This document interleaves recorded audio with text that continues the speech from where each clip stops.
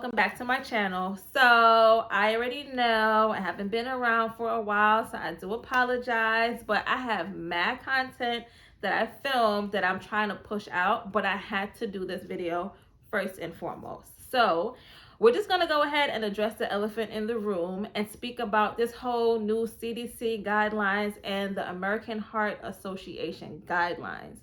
Now, if you guys are nurses or in the healthcare field and you guys are not aware, the CDC went ahead and published this new protocol or new guidelines stating that, but before I even quote them, let me pull it up for y'all, okay?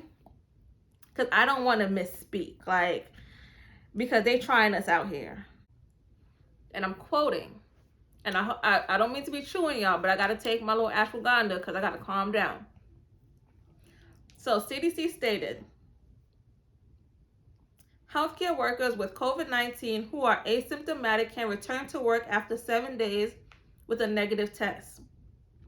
And that isolation time can be cut further if there are staffing shortages. Healthcare workers who have received all recommended COVID-19 vaccine doses, including a booster, do not need to quarantine at home following high-risk exposures. So here's my problem with that.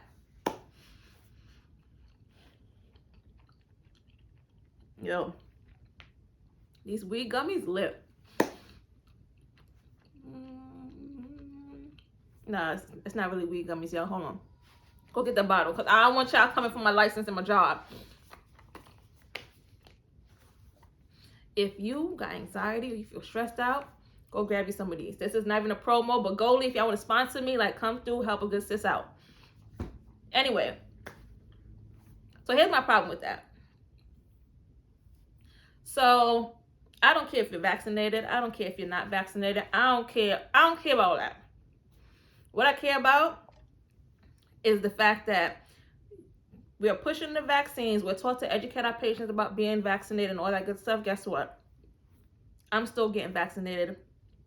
And I mean fully vaccinated patients. I'm seeing fully vaccinated patients coming into the ICU, even the ones with booster. Because a couple days ago, I had it out with a nurse because she's like, oh yeah, patient's fully vaccinated but no booster. And I'm like, okay. Oh, so that's why they got it. I'm not understanding. The math ain't mathing. Because if 1 + 1 = 2, something ain't adding up. But that's neither here or there. First of all, the CDC keeps going, they don't know what they talking about. Because if y'all remember from last year when COVID had first came out, it was oh, you guys don't have to wear masks. God dang it, we was wearing trash bags back in New York. Let's talk about it. Let's really sit down and talk about it. We done went from bandanas to the fact that you have to wear a freaking mask, okay? Wearing trash bags, to the point where they're like, oh, you don't got to wear a mask. Or if you're within a certain feet of these patients, you don't have to wear a mask. They've been all flip-flopping all over the goddamn place. They're like an unpredictable baby daddy out here, okay? Let's be real. Now y'all come with this new guideline, putting other people at risk, because now you're saying, oh, if you got the vaccine and you're asymptomatic, you can go ahead and come into work. Y'all could miss me with that. Y'all can clearly miss me with that, because we're going to keep having increase in numbers. The variants are going to keep coming stronger and stronger, multiplying, because y'all know what y'all doing out here. And I'm just keeping it real. Yes, I believe in science. Yes, I know what vaccines do. I get all of that. I get it. But make it make sense at this point, because at this point, I'm just confused. What? Bro, what are you talking about, man? We don't need to quarantine. We don't need to quarantine. I can give you a perfect example, because y'all know I travel, so I see multiple different patients from all walks of life, patients who have gotten the vaccine and who have not gotten the vaccine. In the beginning, when the vaccine first came out, we were getting a whole lot of unvaccinated patients, right? Then the more they push the vaccine out, everybody's getting vaccinated. Then, you start seeing people trickle in one by one. Some patients, I can't admit, they will get the vaccine, let's say this week, and the next week they find out they have COVID, and they blame, well, the vaccine don't work. No, you were kind of within that period, and that's how you kind of got COVID, but we're not even going to stress that. I want to stress the fact that in this last month, let's talk about in this last month, I can only talk about what I have seen working in the ICU. I'm talking about what I've seen. On my current job, on my current job, we currently have 5 COVID positive patients, right? 5.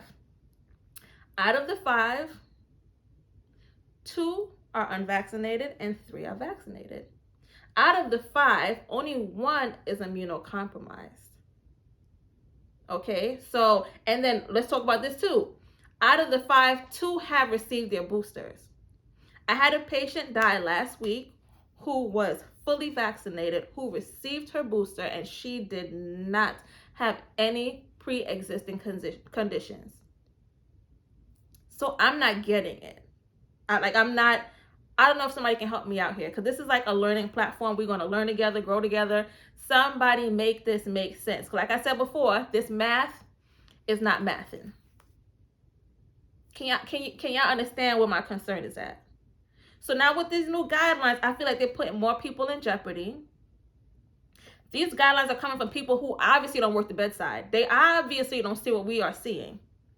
Because there's no way possible they can tell healthcare workers, go ahead and come into work. You tested positive and you got your vaccine? Oh, it's no problem. Go ahead and come into work.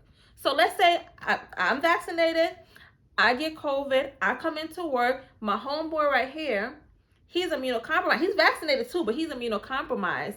And we're fraternizing, chilling in the halls. Guess what? I done gave this man COVID. He can't handle COVID. He come and die. That's my fault. Why? Because I done listened to CDC and brought my big tail into work, and I didn't expose my coworkers. Let's keep it real. So we're going to wrap it up with the CDC. Let's talk about the AHA new guideline when it comes to cardiac resuscitation on the patients with COVID-19. So they came out and stated that there's been a delay in CPR with these patients. So rushing to put your PPE on should not be of concern. We should be going in and performing CPR on these patients. Now, trust me when I say if that's my loved one, I have to be realistic. Let's talk about some realism here. So if a patient's coding and I only have my regular mask on, you expect me to run in. I'm going to be doing compressions, right? Let's say somebody comes in bags, and this is just going all over. COVID is just spreading everywhere, right? So now I've just exposed myself. Like I'm in there. I'm right here with the patient doing compressions. Somebody's bagging, and we're all exposing ourselves, right? And I go home, come into contact with my family. I'm exposing my family. My family goes and they, let's say my kids go outside to school. I don't expose my kids expose somebody else in school. That person's going home. Can you understand how this is multiplying? What, like, where's the common knowledge here? Like, am I missing something? This makes absolutely no sense. So you expect us as healthcare workers to run in and perform CPR in an unsafe environment? Do you guys tell firefighters to run into a burning building with no equipment on? Do y'all? Or better yet, do y'all go ahead and tell these police officers, oh, there's a big old shootout, let's just go in with no guns, no armor, or willy-nilly? Or they're not doing that. Me flipping trip here, you know.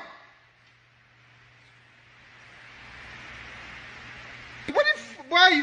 You want to get me mad in here or what? Then I got the accent coming out. So y'all already know how I feel about this. I'm like, I've been trying to make this video since yesterday, but it was just so much stuff going on, and I'm like, I had to make this video today.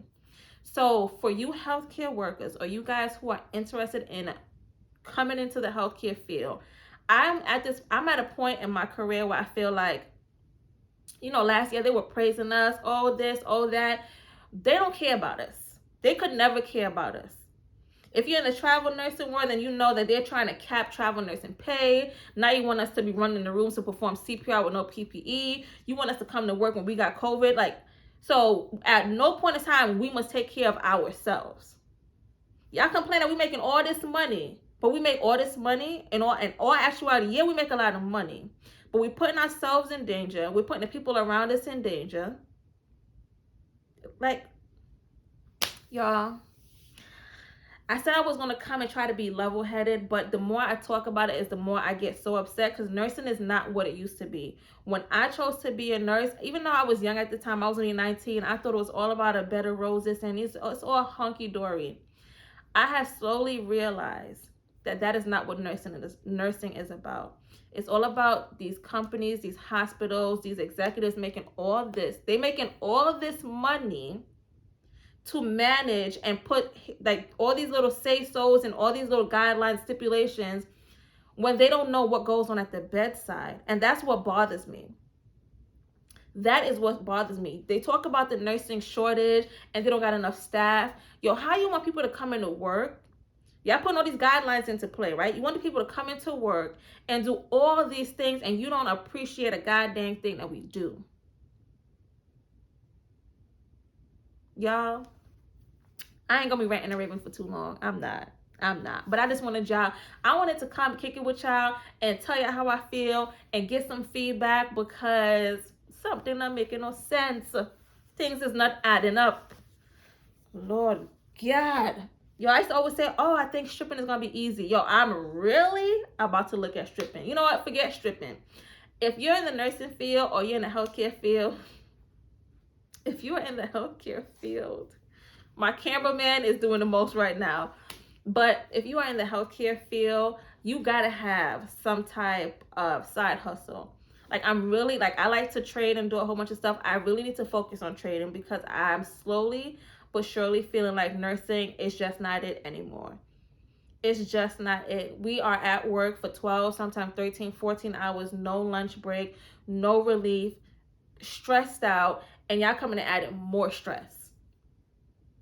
I wish I would be at work and somebody tell me, your patient's cold and just run in the room. Nah, horse, you run in that room, because Olilo Hano Kunumunu here. I'm not running in the room without protecting myself. When you on a plane, what they tell you when you on a plane?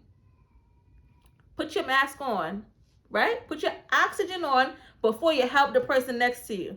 Yes, I'm going to go ahead and put my respirator on, because I can admit there's been colds in certain situations where I'm not in full PPE, but one thing I do have on, I have on my respirator and I have my goggles on. And I try to keep my goggles on at all times, but I always run in with my respirator and my goggles. Might not always have my gown on, but I'm making sure that I'm protecting myself, and not only myself, my co-workers in my hospital, my children, anybody I come into contact with.